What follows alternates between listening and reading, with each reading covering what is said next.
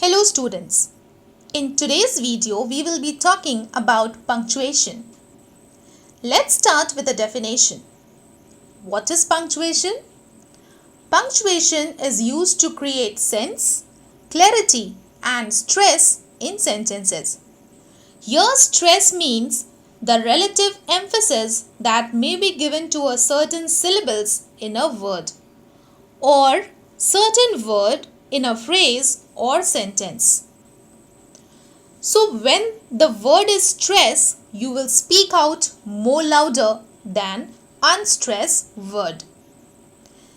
You use punctuation marks to structure and organize your writing. Now what are punctuation marks?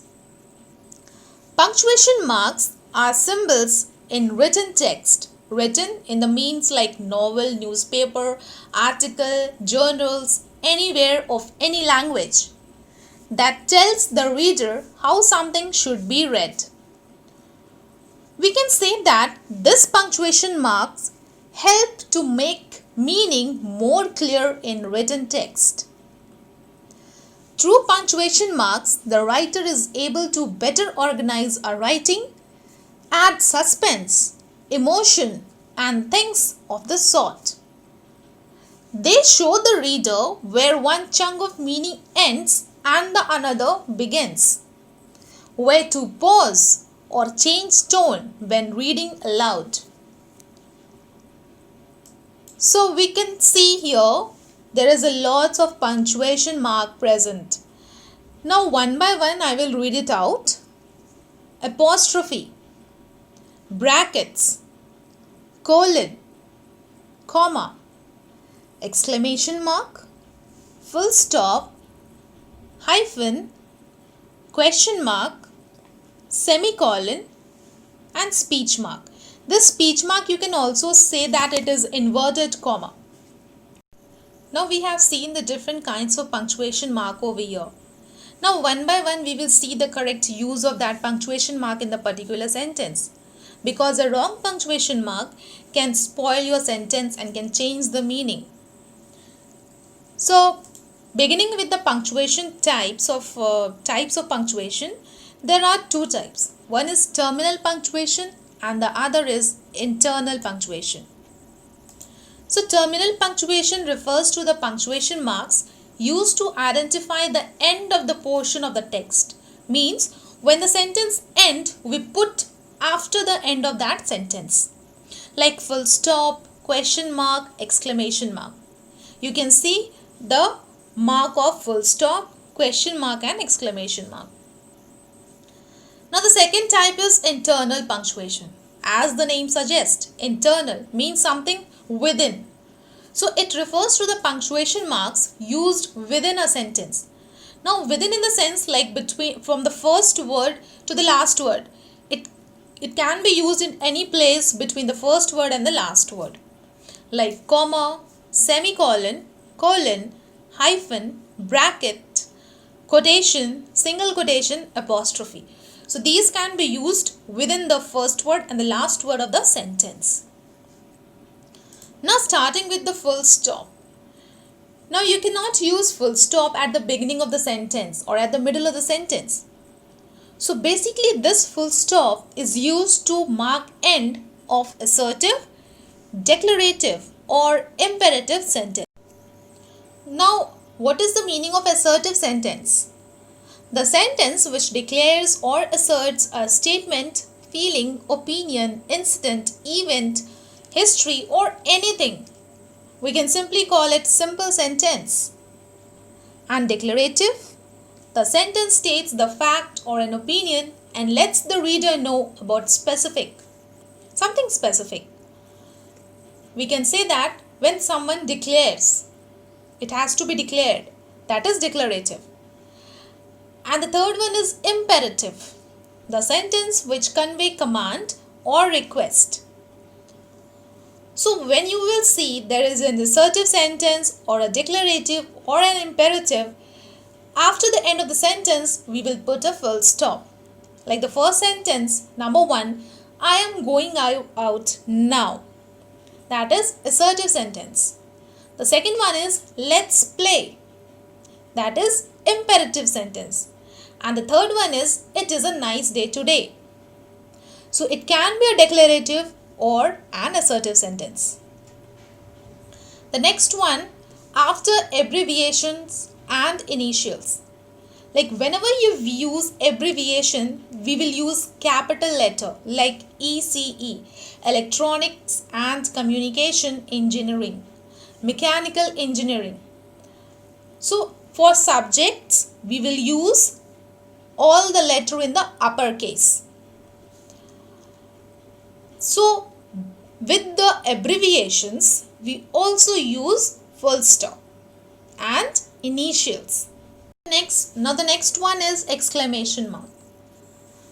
So we know that if we have a certain feeling or emotion which is very innermost and we need to express it, the sudden expression or sudden emotion, we use the mark of explanation.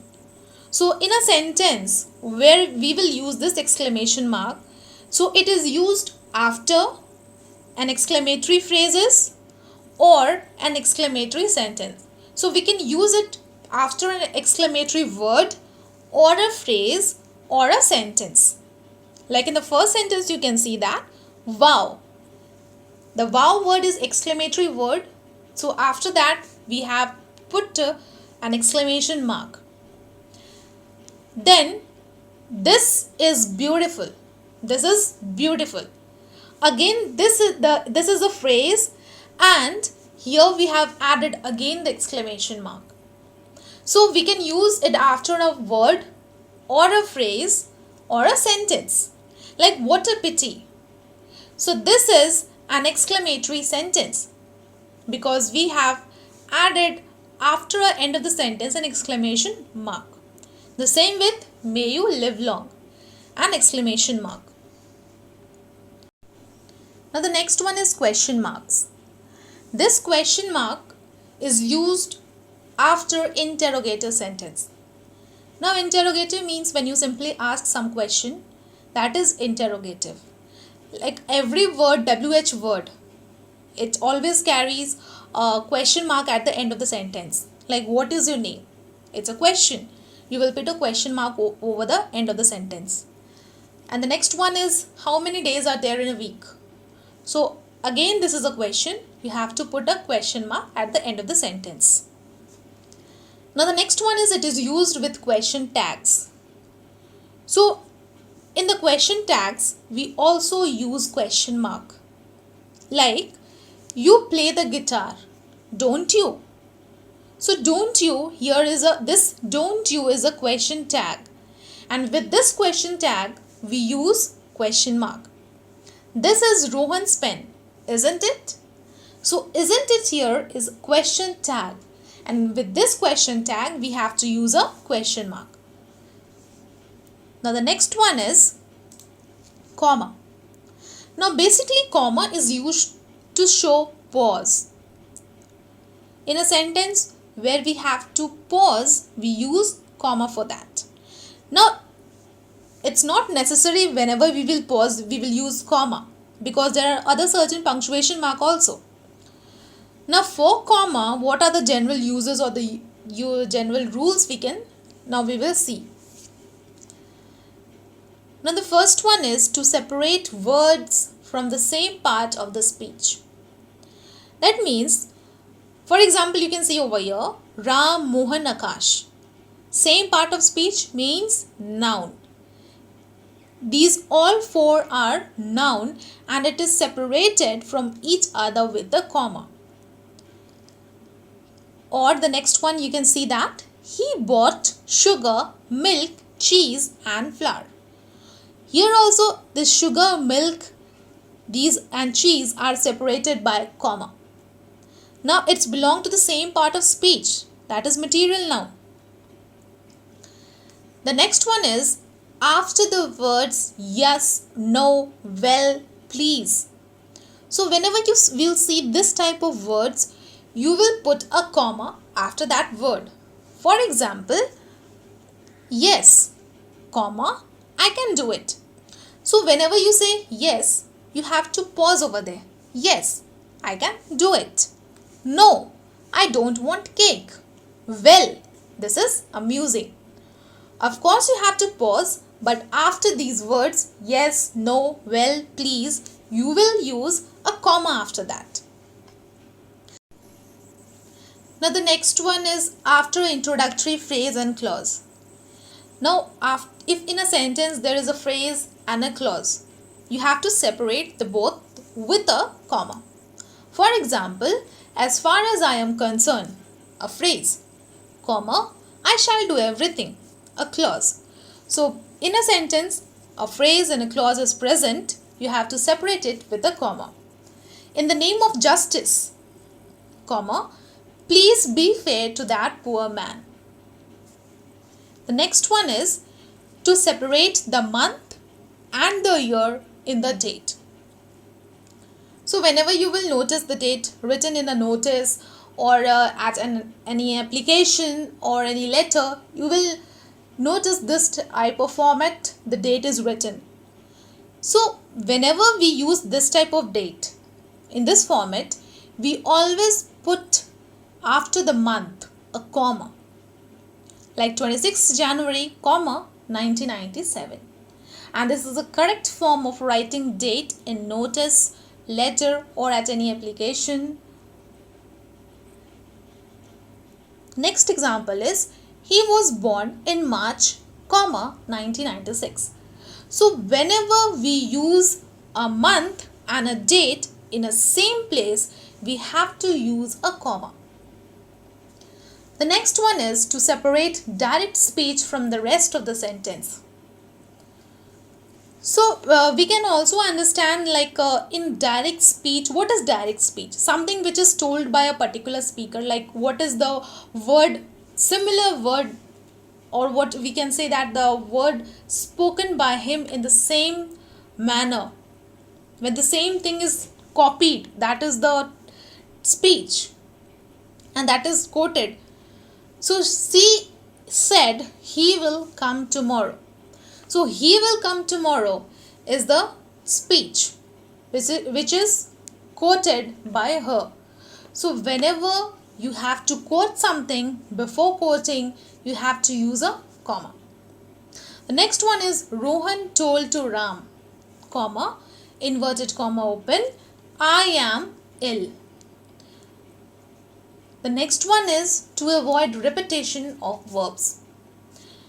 So we can see here example, my brother is an English teacher, his wife is a dance teacher. So here we have to omit is, because again and again is repeated. So to omit that is, we have used a comma after wife. The next one is semicolon. So semicolon also is used for this pause, but it is greater than by comma and smaller than full stop. Means the pause will be greater than comma but smaller than full stop. To separate a series of loosely connected clauses. For example, reading makes a full man, speaking a ready man, writing an exact man. So here you can see that this is in a sentence the three different loosely connected clauses are there. So when we will connect these all clauses, we will not use and, but, so, however. We will not use any conjunction. Rather, we will use semicolon over there. The second one is we can go to museum to do some research. A semicolon. Mondays are the pretty quiet here. So we have not used any comma or any but and so type of word. Rather, for that pause we use semicolon. He was a humble, broad-minded man. Unfortunately, he passed away at 35. Now for comma you will pause, and for the semicolon you will pause a little more than comma. The next one is colon, the two dot. So colon is used before enumeration. For example, the following teachers will join us, colon, Mr. Rohan, Mrs. Mehta, Mr. Amit. So whenever you use or whenever you want to describe, we generally see the things like there are two kinds of speech or there are 5 types of noun. So after that, writing that the particular sentence, there are 5 types of nouns. So at the end we put a colon and then we mark number 1 collective noun, number 2 common noun, number 3 proper noun, then so on. So for those type of sentence we use colon. For introducing quotation, if you are quoting something like the words, if someone said the words and you are quoting that particular word or sentence, you use quotation because that particular person, he only said those things. I have not said, you have not said. That is. So for example, Wordsworth says. Now this quotation means the whole sentence which is under the quotation, it is said by Wordsworth. Child is the father of man. So whenever you are quoting, before the quotation with the speaker name, you have to use colon. The next one is apostrophe. Apostrophe is used to show possession, like Rohan's car, Mita's pencil. Rather writing this as Mita pencil, we are writing Mita's pencil. Means we know that this pencil belongs to Mita. The next one is to show omission of letters. Like in place of writing cannot, we use a short form can't. Or do not, we use the short form don't. So here the letters, some of the letters are omitted. So we use apostrophe in that place. The third one is to form the plural of figures and letters. For example, your ends. Ends is a letter over here. Your ends and use look alike. Now your ends means a word. We are indicating that word, and use means your U is a particular letter over here. So both your end and use are alike. The next one is add 4 3's and the result is 12. Means we have to add 3 times 4 and the result will be 12. So here 3's we use apostrophe over here. For plural nouns ending in S, the apostrophe is used after S. Now, like for girl, girls, boy, boys. So that type of noun, which when we make it the plural form, we use S. So after that S, we will use apostrophe. For example, these are these girls' belongings. Your girls is plural form and it ends with S over here. So we will put apostrophe after girls. Same with the boys. But it is not always the same. There are certain exceptions over here. The next one is plural noun not ending in S. The apostrophe is used before the plural sign. Like for women, it will be women. Man, it will be men. So here women is it's not ending with S. So we will put apostrophe before S when we take women as a plural form. Now the next one is hyphen. Hyphen means a small dash, a little bit smaller than dash. So we use hyphens to join adjective, adverb, noun, past participle, present participle to form compound adjectives in English.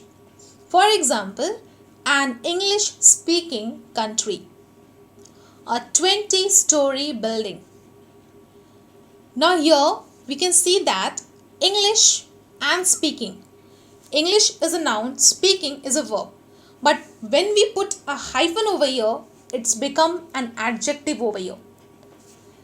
Same with the next one, a 20-story building. So after we put a hyphen, the 20-story, it becomes an adjective. We use a hyphen to join two nouns to form a verb. So color and code. Both the word in the separate form is a noun, but we put a hyphen between the two words, it becomes verb. Same with a double click and waterproof. For example, each unit is color coded for clarity. Here color coded is verb. The next one is with noun. For example, dry cleaning daughter-in-law. Next one with numbers, like when we write 22, we use hyphen in between. 85, we use hyphen in between. The next one is if in a word after the prefix two vowels are present, then we use hyphen. Like you can see that over here, cooperation. Co is a prefix, and in operation, again in the operation the letter O is a vowel. So for the prefix there already a vowel is present in co, and again in the after the suffix you can see that O is present. So in this type of word, the two vowels are present, we will use hyphen to separate the word. For example, cooperation, re-elect, preeminent. Now we will see brackets. So there are three types of brackets: small bracket, big bracket and curly bracket. Basically we use brackets in solving simplification, but in English we also use brackets and to enclose an explanation within quoted or parenthetical material. For example, by a vote of 5-4, the Supreme Court overturned the lower court's ruling. See page 49 for chronology in the case. So we are referring some pages. We are referring some page or we are referring some data. So while we are referring, we use the small bracket over there.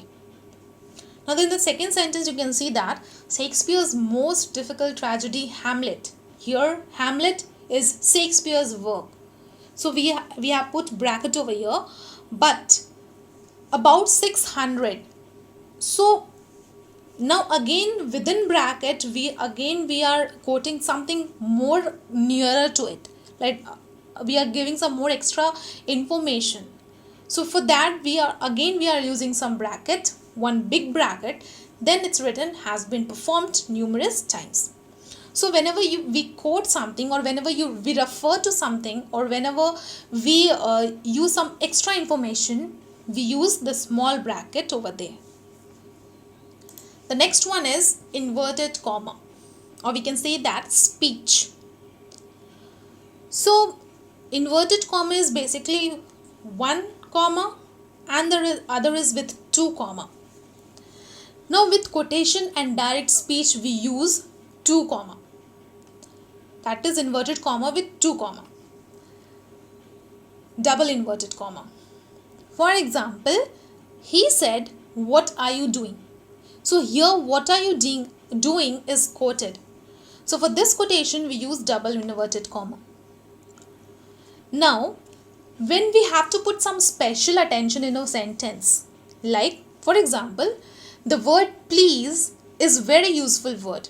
So here please, we are putting special attention on the word please. So we will use a single inverted comma. So this was all about the different kinds of punctuation marks, and I hope you all have understood and you will use the correct form of this punctuation mark in your all sentences and in all your writings. Thank you.